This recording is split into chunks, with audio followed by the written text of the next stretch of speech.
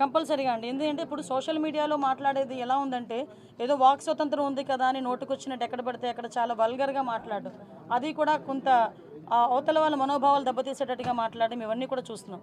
మీరు అబ్జర్వ్ చేసే ఉన్నారు, లాస్ట్ టైము ఉన్న గవర్నమెంట్లో ఇంట్లో ఆడవాళ్ళని కూడా బయటకు తీసుకొచ్చి మాట్లాడిన సందర్భాలు కూడా ఉన్నాయి. ముఖ్యంగా వాటి విషయంలో కోర్టులు ఇన్వాల్వ్ అయినా జడ్జెస్ గురించి కూడా మాట్లాడిన సందర్భాలు ఉన్నాయి. అంటే వాళ్ళు ఏమనుకుంటున్నారంటే సోషల్ మీడియా అంటే నా పెన్ను నా పేపరు నాకు నచ్చింది రాసుకుంటాను అంటారు. కానీ నీకు నచ్చింది రాసుకుంటే నువ్వు ఇంట్లో బీరోలో పెట్టుకోవాలి, అంతేగాని పబ్లిక్ డొమైన్లో పెడితే అది పబ్లిక్ అవుతుంది. కాబట్టి అటువంటి విషయాలు కంపల్సరీ కోర్టు లాయర్ డిపార్ట్మెంట్ లీగల్గా కూడా దాని మీద నేను ఒకసారి చూసుకుంటాను, మాట్లాడతాను. నేను ఒకటి మాత్రం చెప్పగలనండి, ఏదో అనుకోవచ్చు అనిత హోమ్ మినిస్ట్రీకి వచ్చింది అమ్మాయికి ఏం తెలుసు. నిజంగానే హోమ్ మినిస్ట్రీలో నాకు ఓనమాలంటే ఇప్పటికిప్పుడు నేర్చుకుంటున్నా, ఇంకా నేర్చుకుంటా.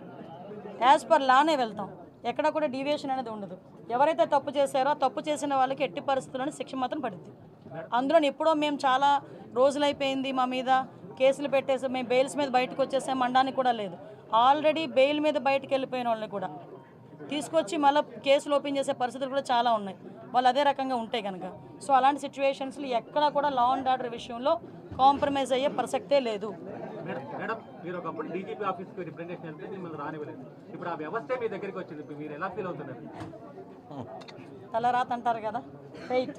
ఒకటేంటంటే అలాగని కాదు, నేను చాలా సందర్భాల్లో చెప్పాను, నేను ఇప్పటికే చెప్తున్నా, డీజీపీ ఆఫీస్కి వచ్చినప్పుడు వాళ్ళు ఎంటర్ చేసి ఒక రిప్రజెంటేషన్ తీసుకుని ఉంటే మహా అయితే పేపర్లో ఎంత కోలం పడేది.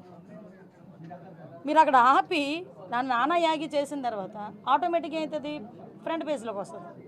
అంత అవసరం ఏముంది? మీరు తీసుకెళ్ళిన తర్వాత మీరు చేయాలా చేయలేదా బుట్ట దాఖలు పడేస్తారు, తర్వాత విషయం. ముందు ఒక పబ్లిక్ రిప్రజెంటేటివ్ వచ్చినప్పుడు కానీ పబ్లిక్ వచ్చినప్పుడు కానీ ప్రతి ఆఫీసరు కూడా అది ఏంటి అన్నది రిసీవ్ చేసుకోవాలి. మీకు తెలియదు, లాస్ట్ 5 yearsలో కలెక్టర్ దగ్గరికి వెళ్తా ఉంటే కలెక్టర్ కనిపించేవాడు కాదు, సిపి దగ్గరికి వెళ్తా ఉంటే సిపి కనిపించేవారు కాదు. అంటే వాళ్ళు నేను తప్పు పట్టట్లే, బయట నుంచి వాళ్ళకి వచ్చే ఆర్డర్స్ అలాంటివి. హోమ్ డిపార్ట్మెంట్ని అన్ని డిపార్ట్మెంట్ని ఒక మనిషి